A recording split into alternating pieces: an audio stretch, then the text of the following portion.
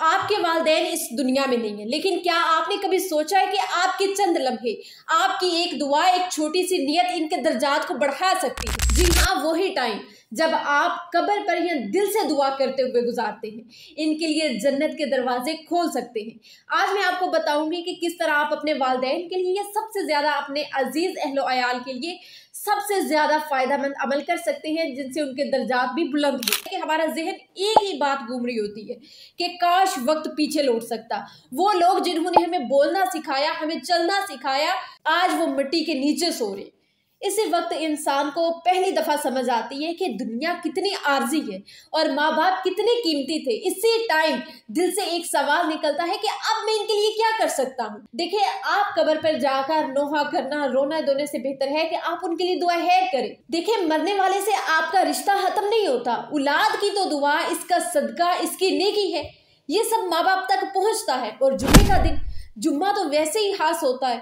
ये वो दिन है जिसमें अल्लाह ताला की रहमत आम दिनों के मुकाबले ज्यादा खुल जाती है। अब ऐसा भी नहीं है कि बाकी दिन अल्लाह ताला सुनता नहीं है, लेकिन जुम्मा के दिन कबूलियत का माहौल कुछ और ही होता है।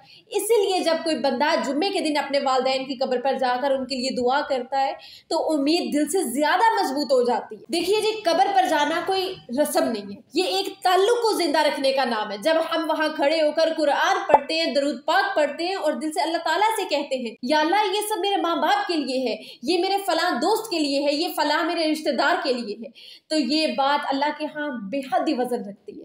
नबी सल्लल्लाहु अलैहि वसल्लम ने हमें ये यकीन दिया कि इंसान के मरने के बाद कुछ चीजें ऐसी हैं जो इसके काम आती रहती हैं।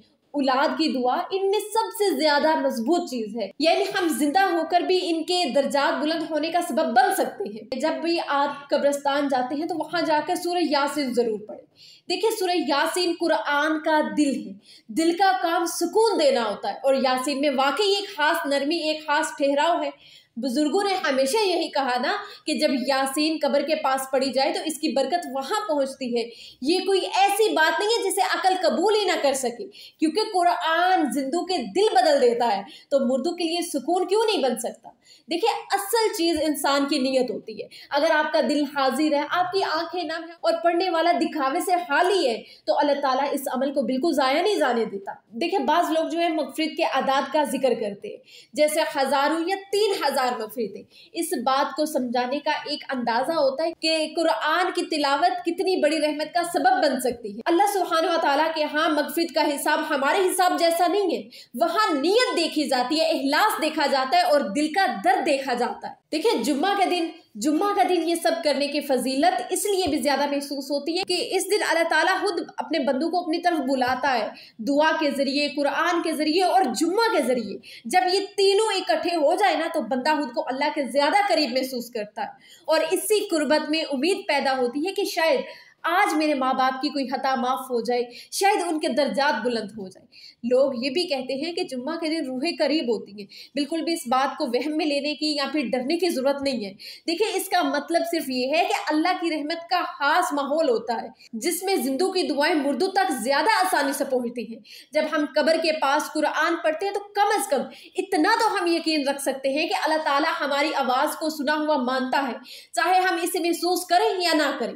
देखिए, अब ये इतना भी कोई मुश्किल तरीका नहीं है। आपने सिर्फ अपने दिल को साफ रखना है, अपनी नीयत को वाज़ेह रखना है और अंदाज बावकार हो। दुरूद पाक पढ़ना है, यासीन या फिर जो भी आपको कुरान में सूरत आसान लगे आप वो पढ़ सकते हैं।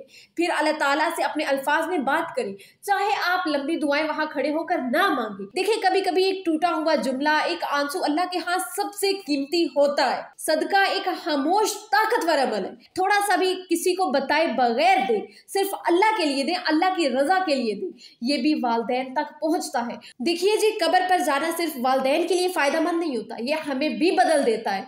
इंसान नरम हो जाता है, गुरूर टूट जाता है और जिंदगी की असल हकीकत सामने आ जाती है। अपने वालिदैन के लिए कुरान पढ़ ले, दुआ कर ले, सदका कर दे, तो यही सबसे खूबसूरत वफा है जो औलाद कर सकती है। अल्लाह पाक हमें अपने वालिदैन के लिए ऐसी औलाद बनाई जो इनके बाद भी इनके काम आए। आमीन या रब्बुल आलमीन। अगर आप चाहते हैं कि आपके वालिदैन के दर्जात बुलंद हो और आप आप इनके लिए नेकी का जरिया बने तो इस जुमे नहीं तो अगले जुमे पर जरूर कब्र पर जाए, दिल से दुआ करें, सूरह यासीन पढ़े और उनके लिए सदका करें। और हाँ, दोस्तों के साथ इस वीडियो को लाजमी शेयर करें ताकि वो भी अपने वालिदैन के लिए नेकी का वसीला बन सके। तो इसी के साथ अपने मेजबान जुलेहा इश्तियाक को इजाजत दीजिए। इंशाल्लाह मिलते हैं नेक्स्ट वीडियो में, तब तक के लिए अल्लाह हाफिज।